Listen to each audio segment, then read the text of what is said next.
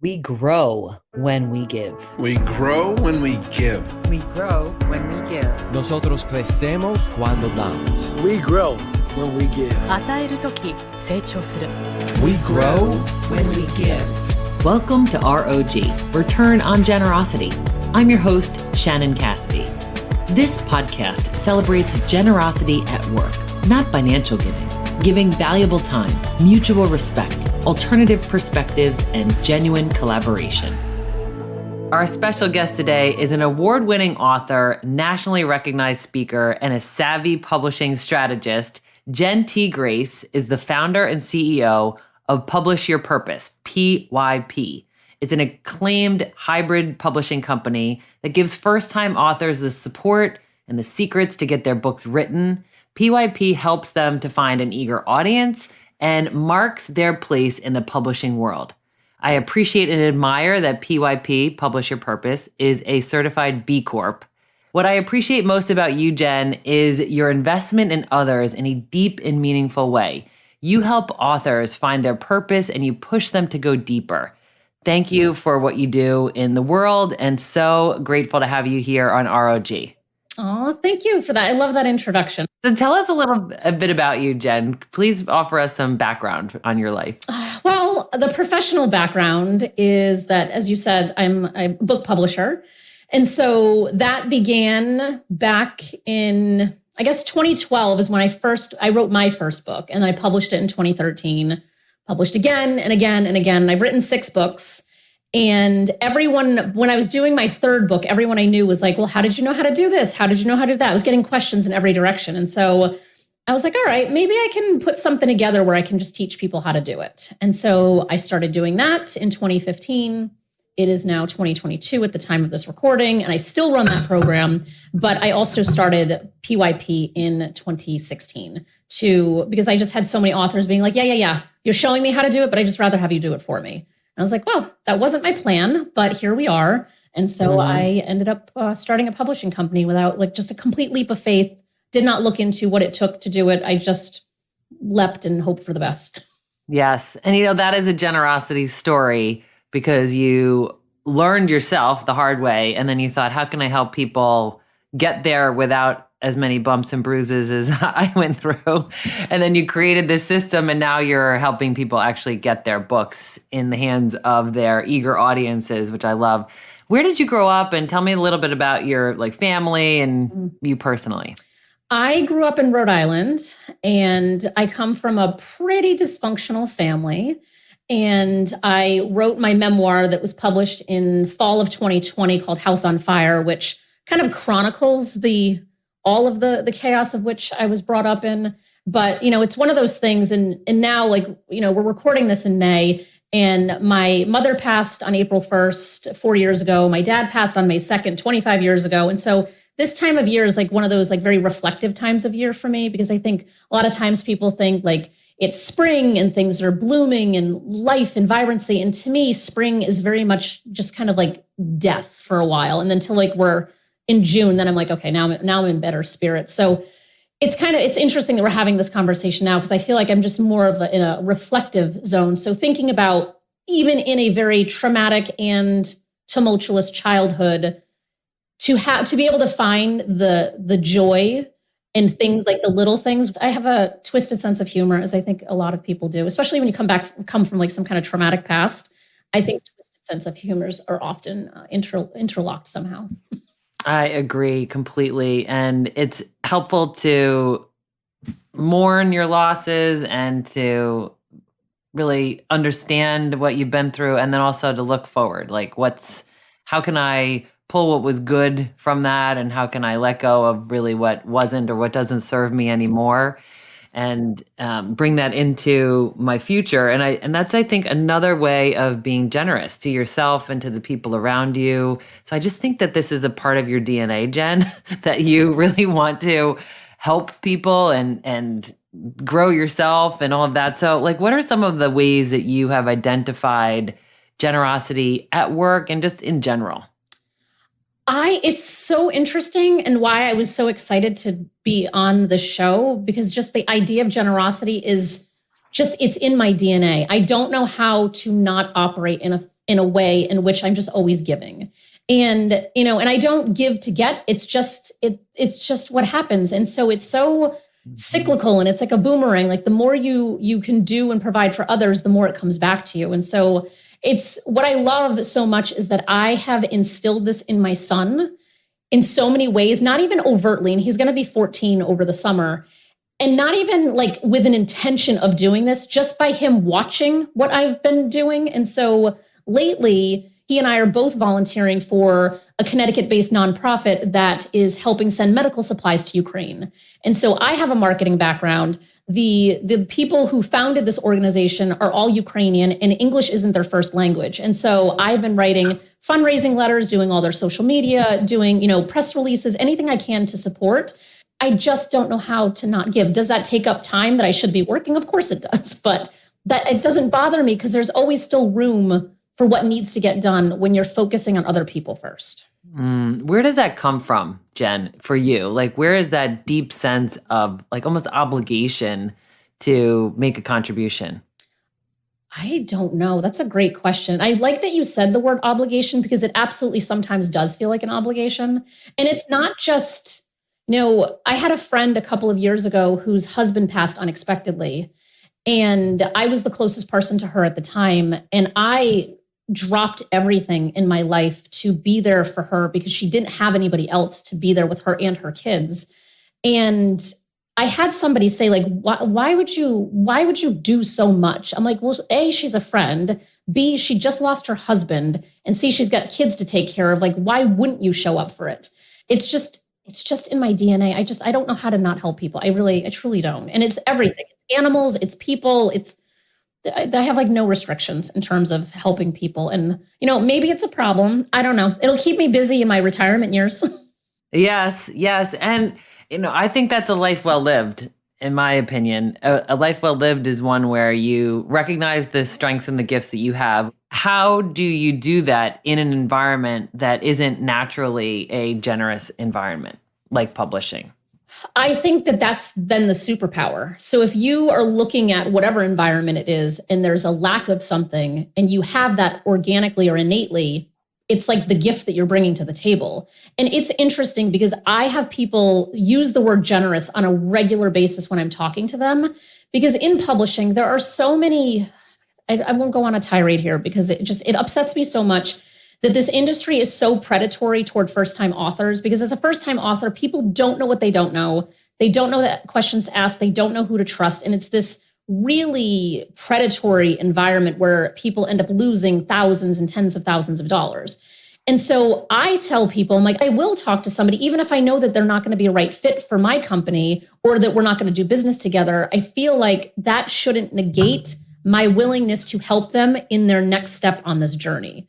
Because so often it's just it's like a closed door of like, oh, you don't have enough money to work with me? Move to the next person. And so for me, my personal mission in publishing is to just share information with first-time authors of what they should be paying attention to and what they should be looking out for, even if it's not working with me. I talked to a woman this morning and very clearly wasn't the right fit for us just based on the type of book she was writing. And I was like, but let me connect you to my friend Lisa, who also is a publisher. And I know she publishes these types of books. So let me make that connection. And she's like, oh my God, that's so kind of you. And I'm like, well, like to me, it's like, get back to your word of obligation. It's almost like I feel like obligated to make sure that they get to the next step in the process without being ripped off or taken advantage of. And, I think thank you for that. I think a lot of people are excited about their own message and curious about, what is their big idea and how can they share that with the world. You seem curious and motivated by that and really excited about how can you help other people, publish your purpose, right? How can you get that out to the world? What is it about that excites you so much? I am a terminally curious human being. I think that's what it comes down to. I am interested in so many things, like from quantum physics to like the environment. Like it does, like all of the things interest me. And so that's the beautiful thing about publishing books is that every time we bring a new author into our family, I now have a new subject that I get to learn alongside of supporting them. So it's like a win-win to be able to learn while we're working with somebody. And I'm just a nerd about business models and around business strategy. So every time we work with somebody, I get to kind of geek out on like how their business is structured and use that information to kind of help the next person too. So there's kind of like a piece of just curious about everything and almost to a compulsion. And I'm fine with that. It's just who I am. But the other side of it is that if I go back in time to 2016, maybe 25, a while ago, I was doing a keynote speech at a Fortune company. And I had an aha moment that hit me like a ton of bricks. I was standing, I think there was like 5,000 people there. It was like a good sized audience. I was getting paid very good money to be standing on that stage, to be speaking to them. And I was standing backstage and I was just kind of like looking at people milling about in their round tables and whatever. And I was thinking, what if I were the one that was actually behind the scenes and I was helping other people stand on the stage that I'm standing on? How much bigger of an impact could I make? Because I can stand on a stage, you can stand on the stage. We're going to impact that individual community of people who happen to be there live, who are experiencing it with us. But if I can be the catalyst behind hundreds of authors getting their thought leadership and their message and their purpose on a stage, how much greater of an impact and legacy can I leave behind? And right now, I think we're at almost 150 books that we've published. And so even if one of those, even if each of those 150 people only talk to 500 people, that's still significantly larger than my one individual impact of that room of 5,000. So that was really kind of the catalyst where I'm like, I love being on a stage. I love talking to people. I will do it all day long. But I also love being the engine behind the scenes that nobody sees or even knows what's happening, getting other people into that spotlight so they can execute on their purpose.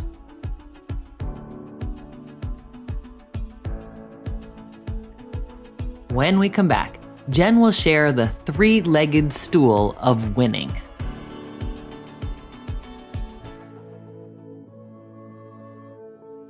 With years of experience, Moz Travels is a complete disability services consulting firm. We specialize in accessible travel and tourism, working with governments, hoteliers and businesses, ministries of tourism and travel destinations around the world. We conduct accessibility compliance audits to ensure your place of business is accessible and inclusive for everyone. We'll teach you how to increase your tourism revenues, and we'll train your staff how to recruit, hire, and communicate with people who have a disability. Contact us at www.maztravels.com. That's MAAHS travels.com. And we're back with award-winning author, nationally recognized speaker, and savvy publishing specialist, Jenn T. Grace. You have interviewed several of your authors, so those of us who haven't heard of their work, but we get introduced through your podcast, which of course will be in the show notes for everyone to enjoy. And what I've really appreciated about a lot of these authors that you have attracted and who are doing work with PYP is their unique lens on life. They are telling very personal stories. Mm-hmm. They're sharing their lived experiences, which really helps the individual who is writing the story to get it out, which I know is a very painful process. It helps the people who have similar stories but haven't written about them yet, so they feel related to. And then I also think it helps people who haven't had those lived experiences but could really appreciate it, like as an ally. Mm-hmm. And that's some of the ways in which I've heard you speak to your guests. So I'm just curious to hear your thoughts on the ripple effect of this whole process of putting a book out into the world. I think you just really kind of summarized it really well. It's like a three-legged stool, right? And I've always operated this way, even in the consulting business that I had prior to this publishing company, is that whatever I am touching, I have to win, which could be, described in whatever way that is. The person I'm working with has to win, also, however they want to describe that and define it. And then some community that's larger than both of us has to be the beneficiary of that collaboration. So that's how I used to see it from my consulting. And it's the same thing now. So yeah, it's just one of those things that, our authors or just authors in general, it is not an easy process to tell your story. But I do think that there's something magical about just feeling seen. So like our podcast is called Invisible Stories, Right to be Seen. So the author is feeling that visibility, but then on the other side of it, right, it's the community who might not know about a certain topic. And so I think that that's also kind of a good component of allyship too, of how we, Because you can be an ally for any number of topics, right? Like it doesn't have to be defined based on gender identity or sexual orientation, which is often kind of how allyship is like bucketed. You can be an ally for pretty much anything. And so we just have to show up and do it. And the more books that are out there that are coming from that unique perspective and lens, the more reach and more seen someone who might be feeling isolated, they have access to whatever that information is. That's the key, right? Because you and I can be, and this is a perfect example, right? Like you and I are having a conversation. We could be having this conversation privately and both walk away feeling really good. But why not be having it where there's an audience of people listening to it who can piece apart whatever their takeaways are and feel, more seen or valued or whatever the thing is. There's something just really beautiful about knowing that someone is going to benefit. And that's one of the kind of weeding out mechanisms that I use when I decide who we're going to work with, because it's not to say that we could publish any kind of book like that. Like the mechanics are the mechanics, but we work best when people have that bigger mission that they are just burning to get into the world, where they're going to do whatever they need to do to get that message out there. It's about getting it in the hands of the readers who need to hear the message. That's when I know, like, this isn't going to be a right fit. Let me send them to somebody else who will be a right fit. So it's kind of nice to have that three-legged stool that really helps kind of guide who we do and don't work with. Yes. And the other thing I like about that, Jen, and I'm going to use it in my own life, is it helps me to establish boundaries around the investments that I want to make, because I think as a generous leader, we could burn out if we just give, right? And we don't have any limits on that or criteria. So it's like, if something fits this criteria, and that's pretty broad even, right? Because you're defining success, I'm defining success, we're agreeing on our own definitions, but then it just helps me to know what to say no to. Right? If there's ever a situation where it's like, this doesn't feel like it's going to make the kind of impact that I would be most compelled to want to support. Yeah, so well said. And I also think this is where the generosity comes in, because if you have your defining metrics for how you're going to say, okay, this is someone who's going to fit the criteria of what I'm looking for, the generosity piece pops in when it's like, okay, instead of just saying like, no, how can you still support them into their next step? Yeah. That is, to me, is the critical piece, at least in publishing, and how I've always, even in my consulting work, I operated the same way. Like if it wasn't something I could do, I would make sure I could get it to someone who could. Yeah, for sure. Absolutely. We're all a work in progress, and everybody's got different capacities and also different ways of self-care and renewal and restoration. So I've heard a lot of podcasts and read things about you as a publisher where you push people to go deeper. Like people will send you their manuscript. They might think it's done, and your feedback to them is great draft, but go deeper. Tell me about what you're looking for and what intuitively when you're like, there's more here. If we look at books, I often say, think about the last nonfiction book that you read that you didn't finish. If we think about that, I don't know what the number is, but there was a number at one point that was like 40% of books aren't finished. It was some really high number. If we look at the why, it's because there's no voice from the author. A lot of times, especially as a nonfiction writer, if we're writing about something, some kind of business consulting, leadership, generosity, whatever it might be, there's the how-to piece of what you're talking about, right? Like there's, okay, you can be more generous by doing X, Y, Z. That's good content. It's good material. People need to hear that. But they don't want to hear it from some voiceless words popping off of a page. They want to hear it from Shannon. So what I see oftentimes, and I have editors, like this is their skill set. Editing is not my skill set, but I talk to somebody and it's like your personality is beaming. Like we need to make sure that is clear as to who you are. So the reader is engaged with you as the author as well as your words. And so that I think is just a really kind of critical piece to the process, because our authors are also speakers. There are varying levels of speakers. We have some that make $500 for a speech and they're excited. We have some that get $40,000 keynotes. They're all over the map. When we look at, like, think about a conference that you went to and you found, the speaker on the stage was this brilliant human being. You're like, oh my God, I am in love with this person. I'm now a fangirl. I need to go buy all of their books. I have had it happen where you have this dynamic, engaging, amazing speaker, and then you go buy their book, and it is the most boring, dry thing you have ever read. And you're like, wait a minute, did I buy the wrong book? Is this the same person? And it's the reverse, where you might pick up a book and it's super amazing, engaging, and dynamic. And you're like, oh my God, that person's going to speak. I have to go see them. And they are dry and boring on a stage. It's not to say that dry or boring is negative or wrong, but you have to be consistent. So if you present dry and boring, write dry and boring. If you present engaging, write engaging. Like it has to be consistent, or else the reader and the audience member is like, what is going on here? Yeah. So that's where my pushing typically comes in. And I tell people that I play 3 roles at all times. I am first and foremost a strategist, because we want to make sure that your book is getting into the hands of the right people and having the impact that you want it to have.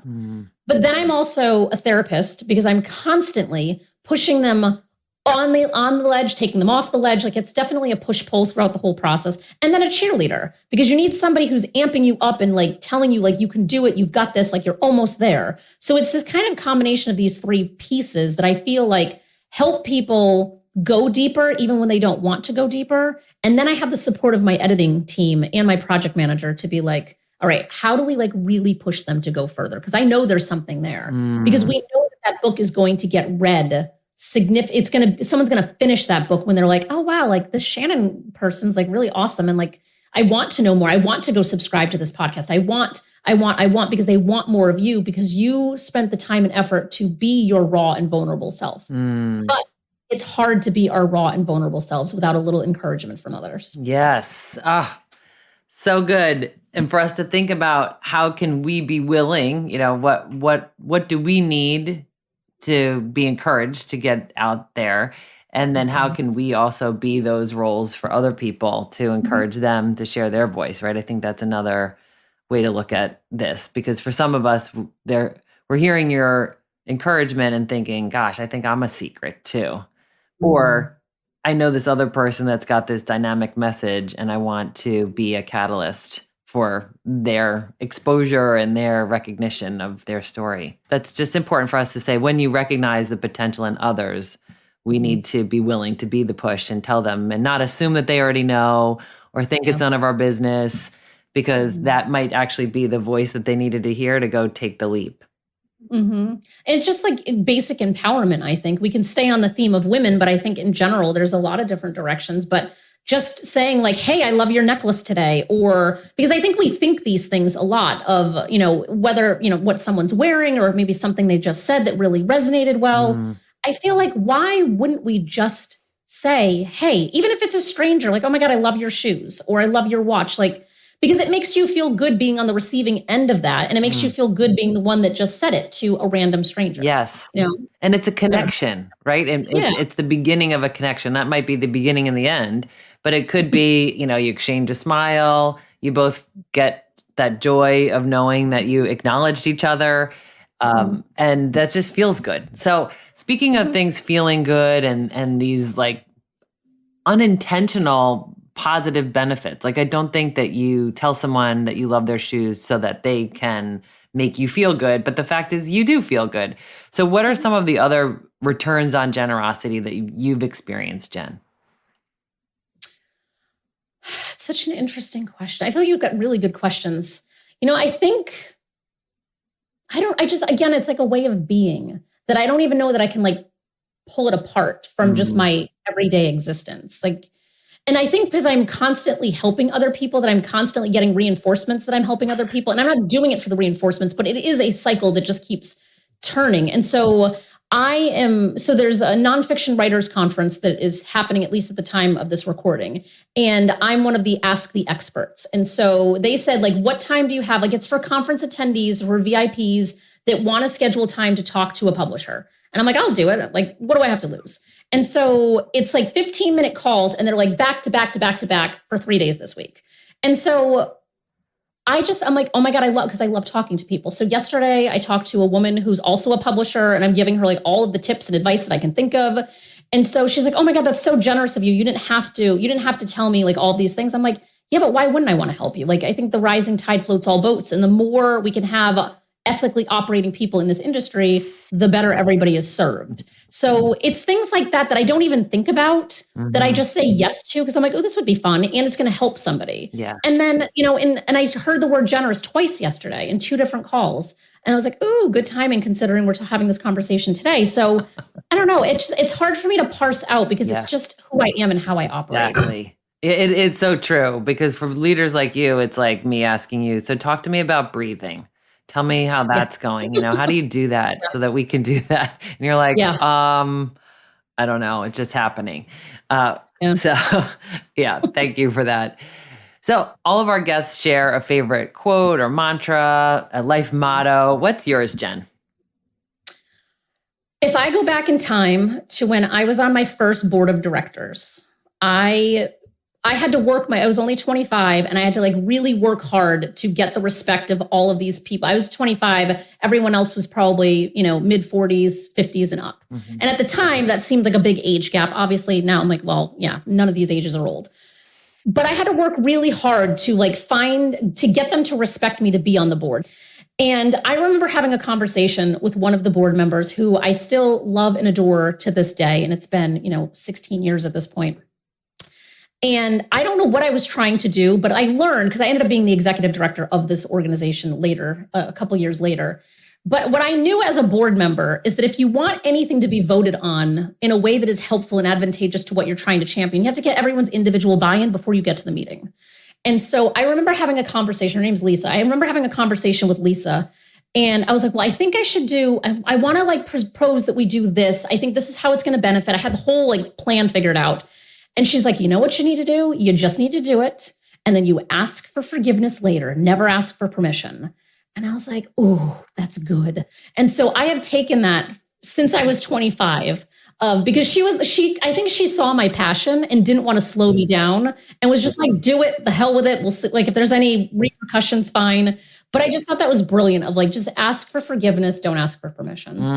So good. And for many of our listeners, that's important advice to get today. If there's something that you really feel passionate about and you are on this planet to do that thing, or it's just something you want to do, and you know that going the more, what do you want to say about that? Going through the policies and, the right process, it might just be wall after wall after wall, and you may not ever get it done.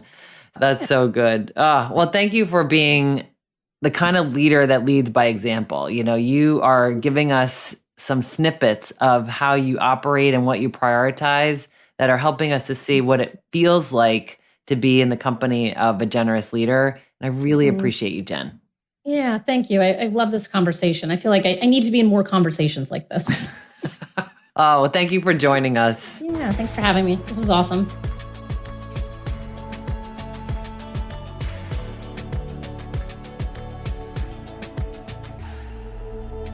ROG takeaway tip: how to apply what we've learned to our own work and lives.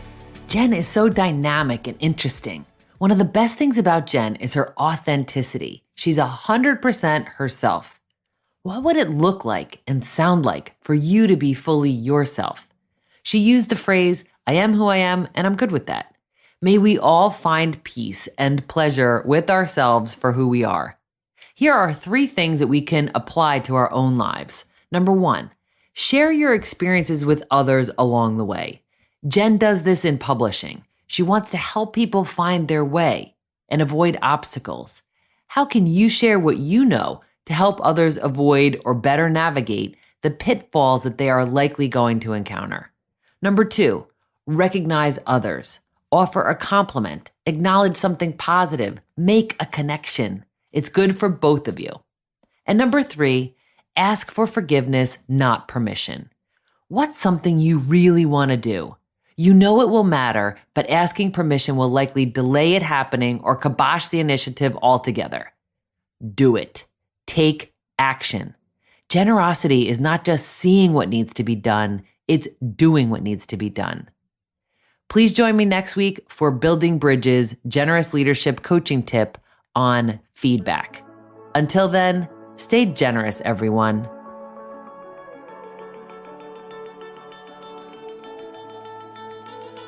Thanks for listening to ROG, Return on Generosity Podcast. Please help us grow by subscribing and reviewing us on your favorite podcast player. And for more information, visit bridgebetween.com. We grow when we give. 우리는 나누면서 성숙합니다. We grow when we give. On rayonne quand on donne. We grow when we give.